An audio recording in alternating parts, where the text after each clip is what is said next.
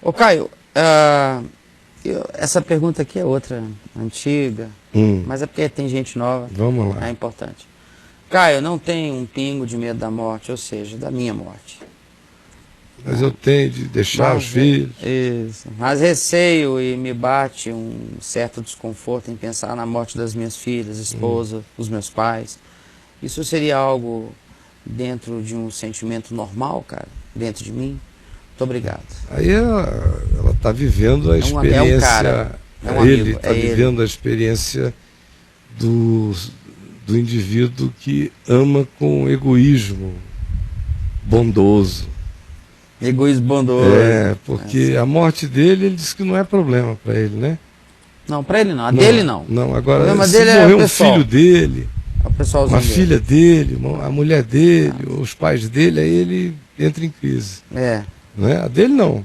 Ele sabe que vai para o céu. Agora, os outros podem ir para o céu que para ele está tudo ruim. Então, o que ele está me dizendo? Ele está me dizendo que o grande sofrimento dele em relação à morte decorre do egoísmo dele. É o egoísmo dele? É igualzinho aquele meu texto lá sobre o luto. Lembra um texto meu? Fantástico. Sobre o luto? Sim. Que tinha aí, ou deve ter ainda. Onde eu digo que praticamente no coração de todo mundo que eu vejo chorando inconsolavelmente por alguém que foi, especialmente quando aquela pessoa diz que crê na vida eterna, mas não se consola porque aquela pessoa era o filhinho em que ela projetou os sonhos dela, o futuro dela, os planos dele ou dela para o filho, para a filha, tudo isso. É uma frustração de amor, porque o amor está envolvido, mas também tem frustração, tem o egoísmo de dizer não vou poder me realizar nessa dimensão da minha vida. Com esse amor sublime que vincula um pai e mãe, nesse mundo caído, numa hora dessa, quando a pessoa não ama com aquela consciência do amor da eternidade que diz, meu Deus, preciosa é aos olhos do Senhor a morte do meu filho, da minha filha, eis aí mais um, dizendo isso com lágrimas, com dor, com saudade, com todas as contingências do tempo, mas com essa transcendência, com esse olhar transcendente, que só pode acontecer quando a gente tem a consciência mesmo do Evangelho, porque do contrário, o que fica quando a gente tem religião, que até resolveu assim de maneira meio psicológica para nós, o fato de que eu já não tenho mais medo de morrer, porque eu creio nisso, eu sei que isso é porque Deus é bom. Mas eu penso que se meus filhos ou mulher ou alguém que eu amo me for, eu vou entrar em crise, é porque você está pensando ainda só em você. Pensou só em você quando disse, eu tenho certeza da minha salvação e do céu e a morte não é mais um problema para mim. E pensou só em você quando disse, mas se minha mulher ou meus filhos forem antes de mim, vai ser um problema. Em outras palavras, você ama pensando só em você. Luto para você. Preste atenção. Luto.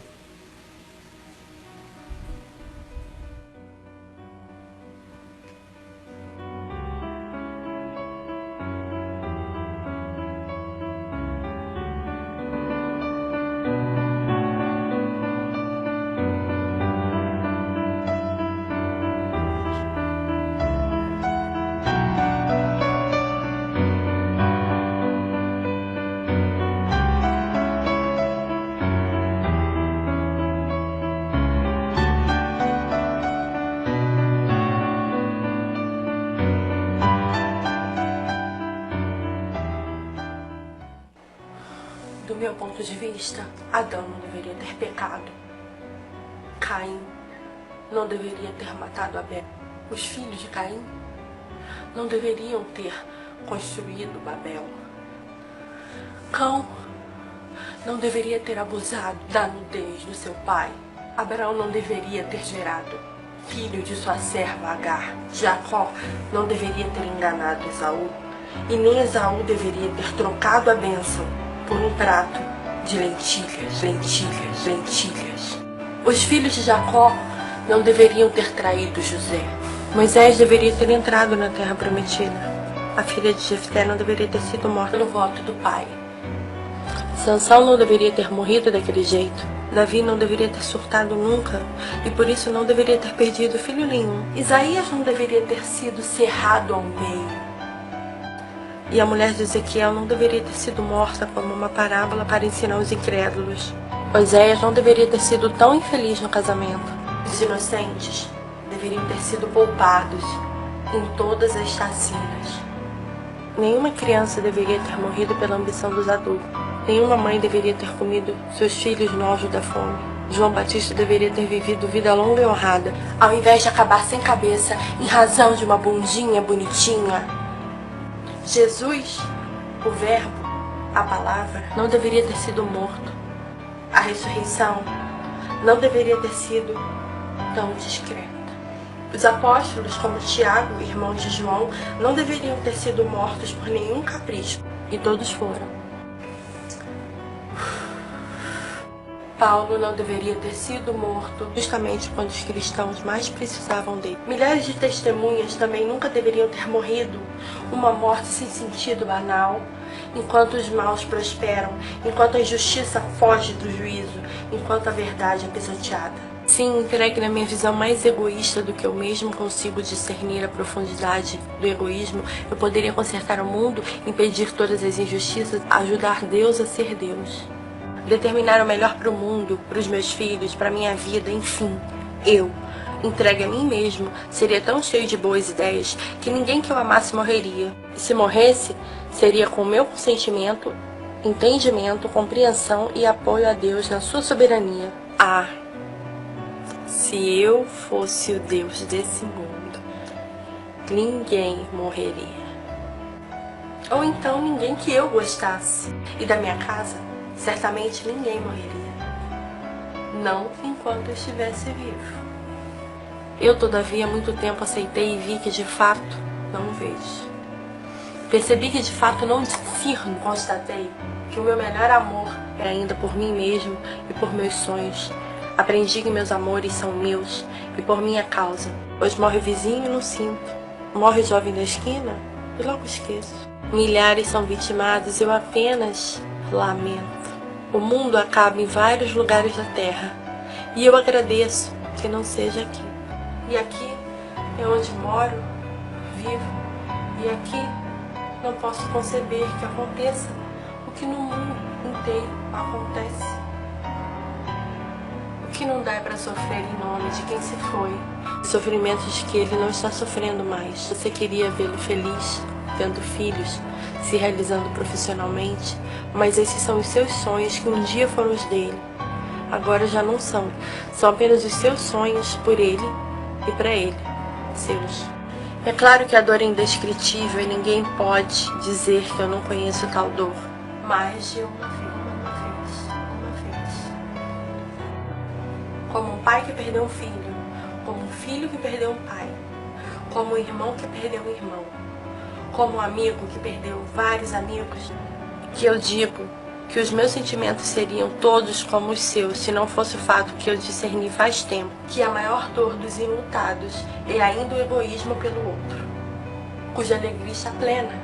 E também vi que tais sentimentos são todos resultados de uma vontade de me ter nos meus filhos, de me reproduzir neles e assistir tal fato. Ou seja, descobri com toda honestidade que minha frustração era não poder gozar a vida nos que se foram. Entretanto, o que hoje lhe digo parece sem coração e fácil de dizer, mas não é.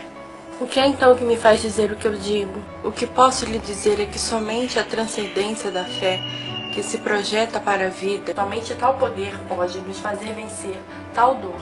Por mais legítima que seja, sempre mistura amor e egoísmo, sempre mistura fé com privilégio. Sempre crê que a vida eterna é uma belezinha, mas para quando a gente estiver caquético. Sei que nesse momento a minha fala chega a você como vinagre na ferida. Infelizmente, no entanto, não tenho consolações vazias. E nem digo a ninguém o que Jesus jamais disse. Jesus nunca consolou ninguém dizendo, que pena, tão novinho. Na realidade, ao olhar o mundo, mais creio e internalizo como verdade a declaração que diz que é preciosa aos olhos do Senhor a morte dos seus santos. O que eu digo você não entende agora, mas compreenderá depois.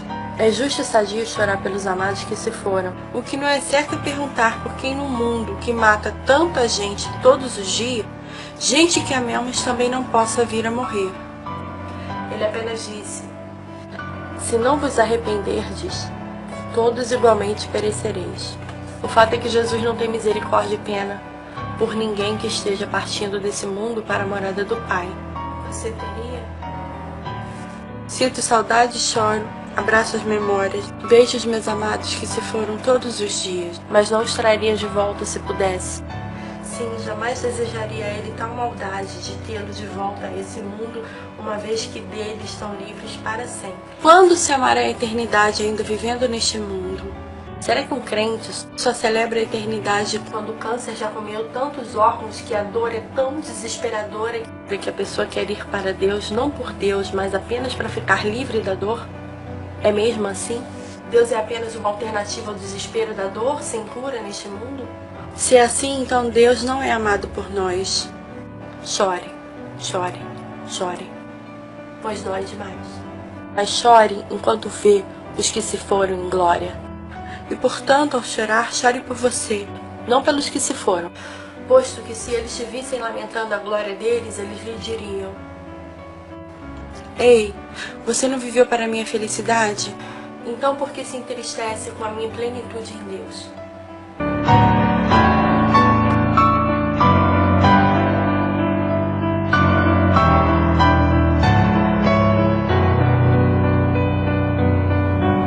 É isso aí, meu amigo. É só você entender e você vai ficar livre desse amor egoísta que resolve para si o problema, mas que cria um problema quando a solução é a eternidade para os outros.